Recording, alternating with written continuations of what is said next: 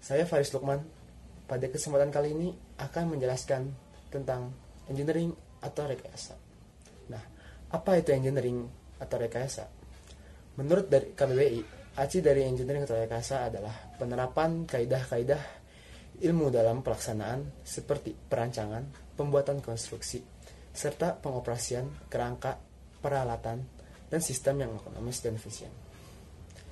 Jadi, rekayasa atau engineering merupakan penggunaan ilmu pengetahuan sains untuk menjawab persoalan praktis dalam kehidupan manusia, termasuk di dalamnya kebutuhan komersil dan industri. Arti penting dari rekayasa itu sendiri bagi masyarakat adalah untuk menerapkan teknik-teknik dari ilmu pengetahuan itu sendiri untuk menjawab masalah yang ada di dalam masyarakat.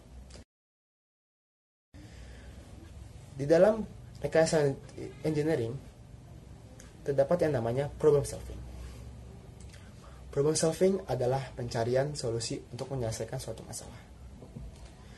Nah, di dalam kehidupan sehari-hari kita terdapat berbagai macam persoalan.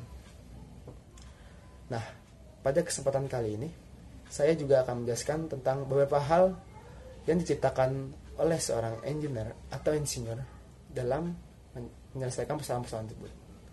Yang pertama adalah jembatan. Nah, persoalan apa yang diselesaikan dalam membangun jembatan itu? Persoalan yang diselesaikan dalam membangun jembatan adalah akses menuju tempat-tempat tertentu yang sulit terjangkau dengan beberapa transportasi. Nah, persoalan itu merupakan persoalan pemerintah, karena pemerintah wajib menyediakan infrastruktur yang memadai. Persoalan itu juga merupakan persoalan para insinyur. Jadi, insinyur datang ke tempat tersebut untuk menyelesaikan masalah itu. Nah, dengan membangun jembatan, masyarakat menjadi lebih mudah untuk melakukan berbagai kegiatan di berbagai tempat. Pemerintah juga menjadi lebih mudah mengirimkan berbagai bantuan. Nah, yang kedua adalah mobile phone. Nah, persoalan yang diselesaikan dengan membuat mobile phone yaitu kesulitan untuk menghubungi orang-orang yang bersangkutan di berbagai tempat dan di berbagai keadaan. Itu merupakan persoalan para engineer di bidang tersebut karena mereka telah mempelajari ilmu yang bersangkutan. Yang ketiga adalah robot di pabrik mobil.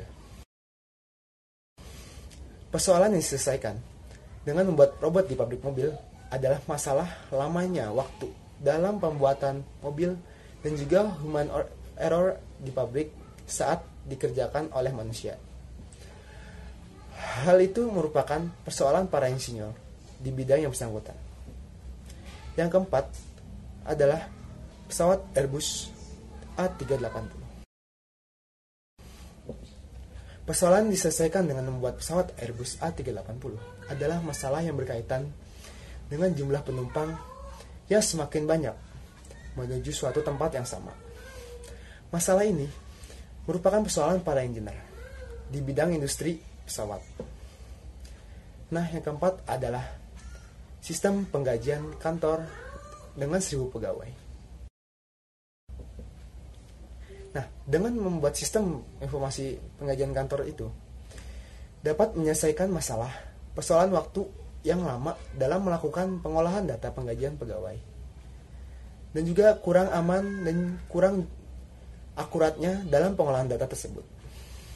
Itu merupakan permasalahan bagi insinyur dalam bidang sistem informasi untuk diselesaikan.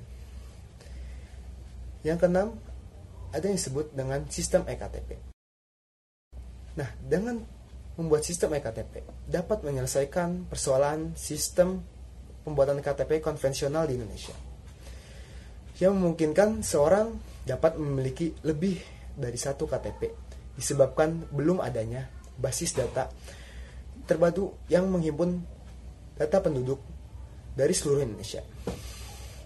Fakta tersebut memberi peluang penduduk yang ingin berbuat curang terhadap negara dengan menduplikasi KTP-nya. Nah, persoalan itu merupakan persoalan pemerintah karena kartu tanda penduduk atau KTP dikeluarkan oleh pemerintah. Hal tersebut juga merupakan persoalan para insinyur di bidang teknologi informasi. Yang ketujuh, ada yang namanya RoboHand. Nah, sistem RoboHand dapat menyelesaikan persoalan orang-orang yang tidak mempunyai tangan atau jari-jari agar mempunyai tangan robot yang dapat membantu mereka dalam melakukan kegiatan sehari-hari. Itu merupakan persoalan para insinyur di bidang yang bersangkutan dan juga dokter. Nah, ada juga yang namanya sistem Brain Computer Interface. Nah, sistem Brain Computer Interface bisa menyelesaikan persoalan untuk orang yang mempunyai kelainan fisiologi atau cacat fisik yang berhubungan dengan sistem saraf motorik. Itu merupakan permasalahan para insinyur di bidang IT dan juga para dokter. Nah, dalam engineering atau rekayasa terdapat 4 karakteristik metode rekayasa. Yang pertama adalah metode rekayasa digunakan untuk menganalisis, model, dan memecahkan. Kedua, para insinyur membuat konsep suatu sistem yang kompleks sebagai kumpulan komponen-komponen yang lebih kecil dan lebih mendetail. Yang ketiga, pengembangan dan penggunaan suatu model simulasi matematis. Dan yang keempat, penggabungan dan pendesainan. Desain merupakan suatu perencanaan dan perancangan dalam pembuatan suatu objek, sistem, komponen, dan struktur. Proses desain pada umumnya memperhitungkan aspek fungsi, estetika, dan berbagai macam aspek lainnya.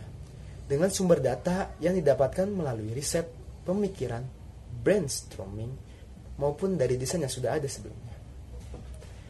Di dalam engineering juga terdapat yang namanya hak kekayaan intelektual. Nah, apa itu hak kekayaan intelektual? Hak kekayaan intelektual adalah hak yang timbul bagi kecerdasan, berimajinasi, kemampuan berpikir, atau hasil dari proses pemikiran manusia yang menghasilkan suatu produk atau proses yang berguna untuk manusia.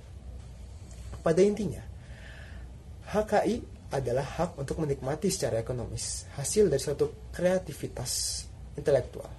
Ada 2 jenis HKI, yaitu hak paten atau copyright dan hak kekayaan industri.